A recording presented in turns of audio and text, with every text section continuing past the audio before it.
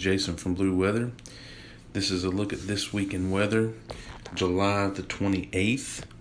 If you like weather related information, please like and subscribe below.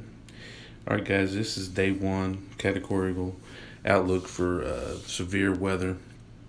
And don't have much severe weather going on this week.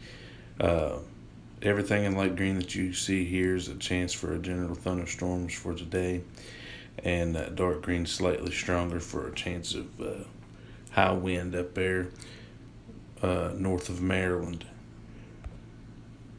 For excessive rainfall for today, Tuesday, July 28th, along in south of I-64, there in West Virginia, down in Kentucky and northern Tennessee, and then north of Texas area, all that you see in green or the yellow is excessive rainfall for today.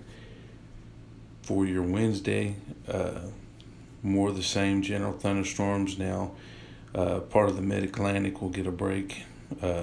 What you see there in the clear were Kentucky, West Virginia, and part of Ohio won't see any rain. Then if you go over there towards California, a big area there, see a good bit of sunshine this week, so the weather shouldn't be too bad over on that side of the coast unless you're up further north. Excessive rainfall for Wednesday is mainly down towards the south and then towards the plain states up through the center part of the country. Day 3 outlook, which would be your Thursday, most of the East Coast is a chance of general thunderstorms. Again, out west towards California, out in those western states, still enjoying some beautiful weather. They should have pretty good weather this week. Excessive rainfall along and south of I-64. Really good chance of heavy rainfall down in Kentucky and Tennessee and surrounding areas for your Thursday. As far as the total rainfall output, you can see where Kentucky, Tennessee, and surrounding areas could get as much as 3 to 4 inches of rain in the next 5 days. Anywhere you see light blue, you're looking at 3/4 of an inch to 1 inch of rainfall. You start getting into the purples, you're looking at 1.5 to 2 inches of rainfall the next 5 days. Again, if you look towards California on that side of the country, not much rain expected on that side of the country this week. Now, one thing to talk about is the departure of heat there in the center part of the United States. You can see here this is for Wednesday, and you can anywhere that you see the blue is below normal temperatures. It's departure of warmer temperatures. Still pretty warm on the western and east coast. As you get into Thursday, you can see where that cold air builds up even more. Still trying to hang on a little bit into the mountains of Virginia and West Virginia, and definitely on the western coast. And you can see here on Friday, it's built up to the point where it's even cooled it down here in the mid-Atlantic in West Virginia, Pennsylvania, and so on the eastern side. Still slightly warmer down in the south, and definitely still above normal temperatures on the west coast. As far as Saturday, more of the same, really strong cold in the center part of the United States, and see more of the same on Sunday. This is for your Monday, still hanging in there cold in the center part of the United States and parts of the mid-Atlantic. And when I say cold, just below normal temperatures for this time of the year. Now, this is kind of give you an idea of what you could see. This is for Thursday, and you can see here in the center part of the United States where there's a lot of areas only seeing the 70s.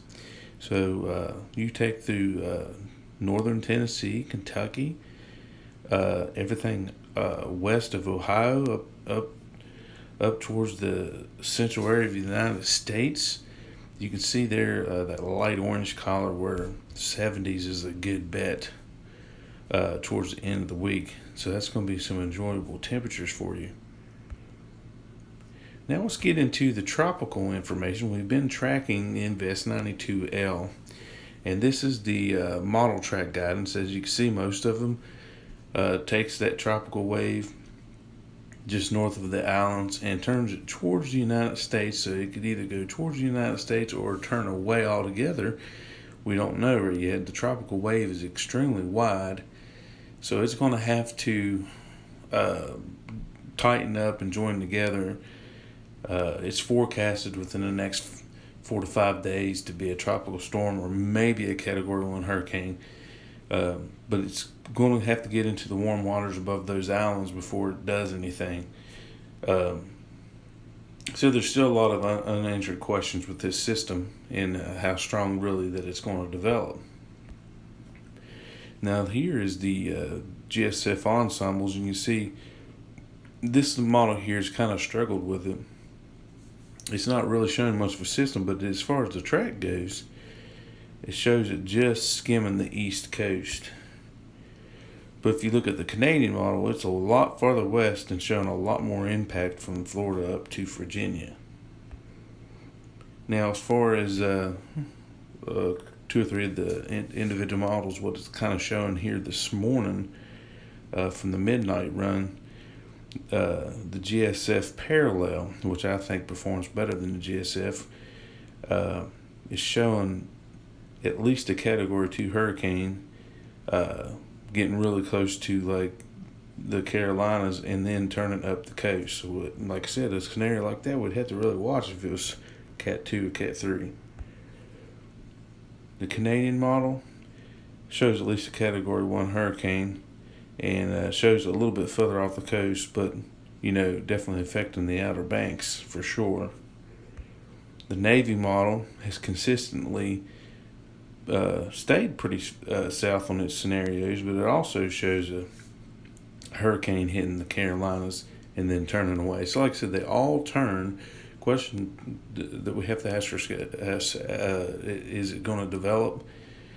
There is going to be some dry air involved in it that could keep this thing from developing into a good-sized storm.